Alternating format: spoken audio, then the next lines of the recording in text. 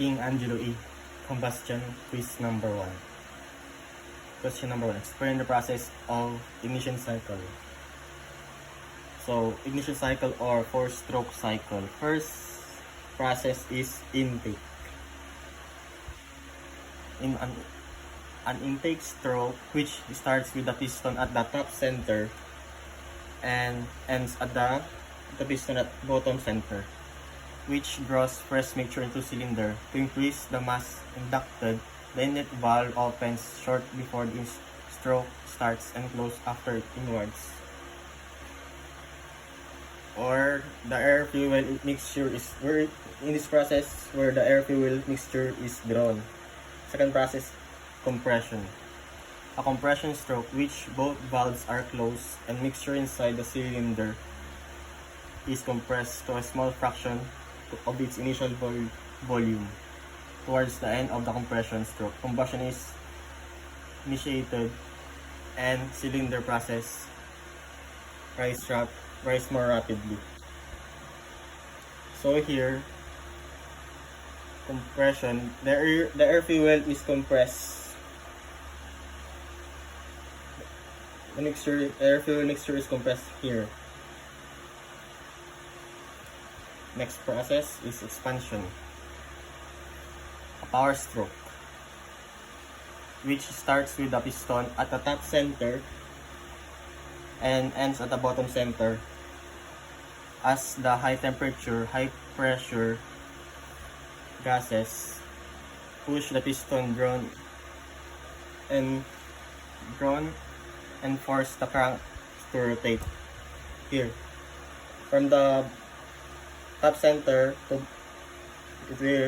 bottom center, the crankshaft will rotate. So here, explosion forces piston is drawn. This is where the piston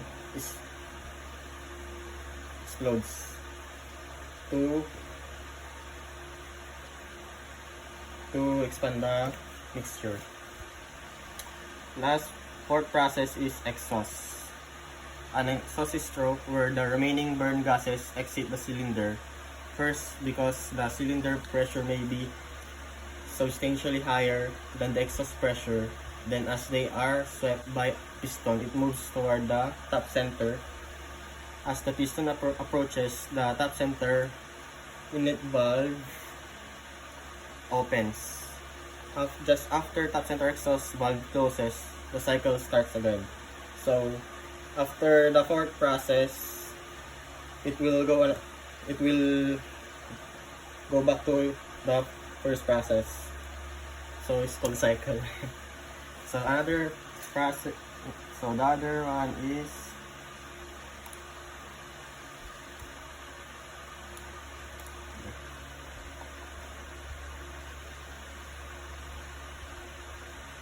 is compression cycle or 2-stroke cycle. A compression stroke which starts by closing the inlet and exhaust ports and then compression. The cylinder contents and draws fresh charge into the crankshaft. At the piston approaches top center, combination is initiated. Second process is the power stroke or expansion stroke, similar to the 4-stroke cycle until the piston approaches bottom center.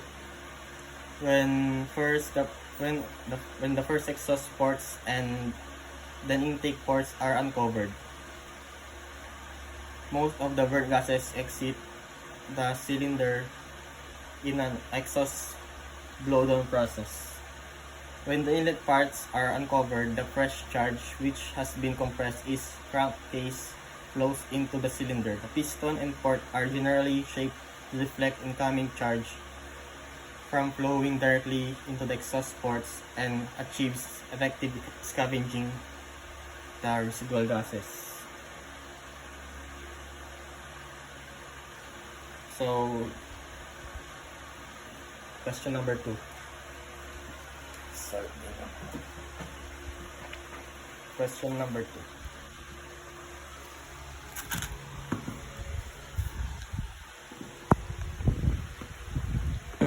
question.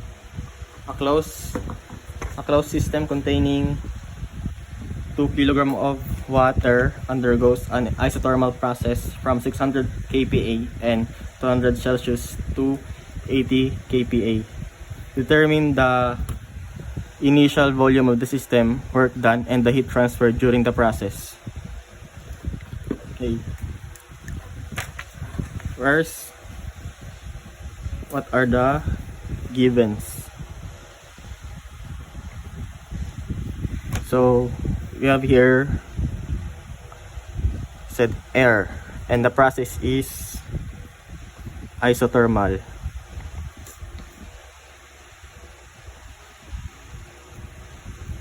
Isothermal is constant temperature, T equals to C. So mass is given 2 kilograms. The pressure 1 is given, which is 600 kPa.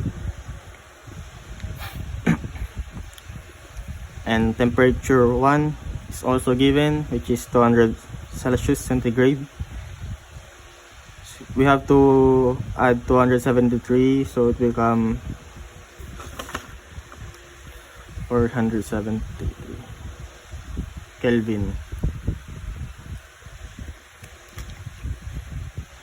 Pressure 2 is 80 kPa.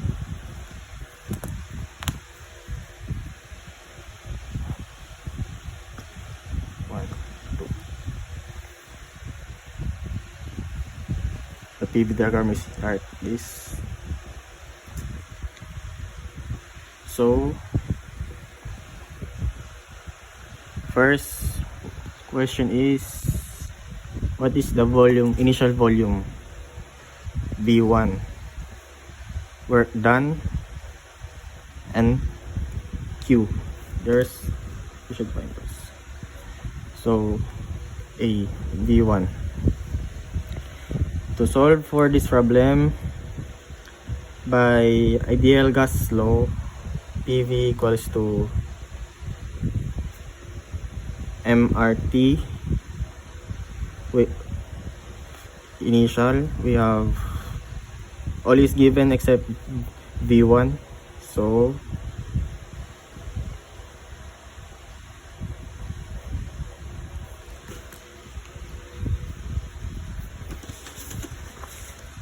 by the use of this table,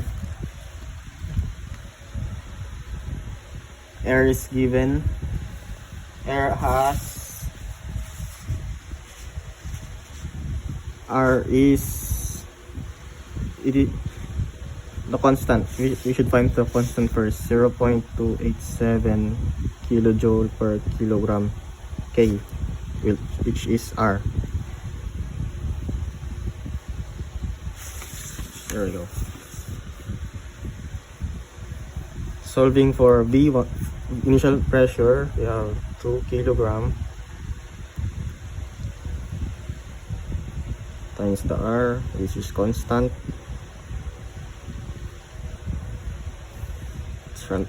The temperature, initial temperature, Kelvin over 600 kPa. So solving for this,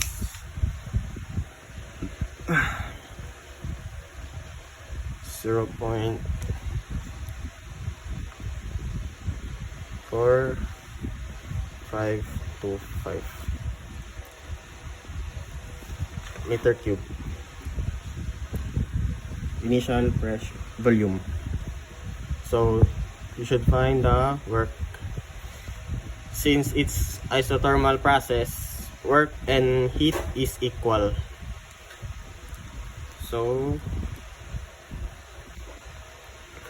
the formula for work for isothermal process is mass R T ln V2 P1. So since the given is P1 and P2, and by the relations of P and V, we can formulate it by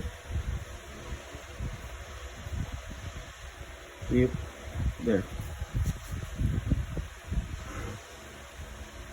this. So we can have the proper givens. So solving this,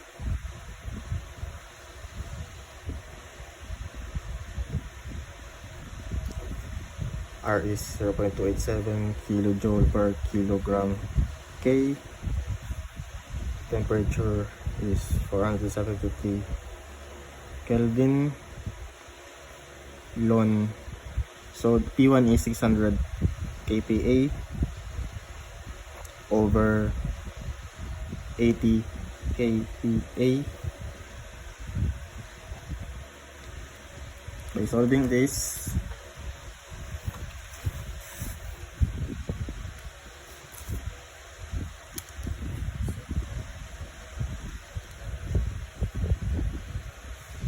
Lon 600